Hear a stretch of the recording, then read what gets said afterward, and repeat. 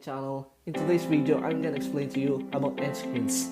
So we're talking about YouTube end screens. So a lot of new YouTubers or beginners doesn't know for sure what is end screen and how to use it efficiently.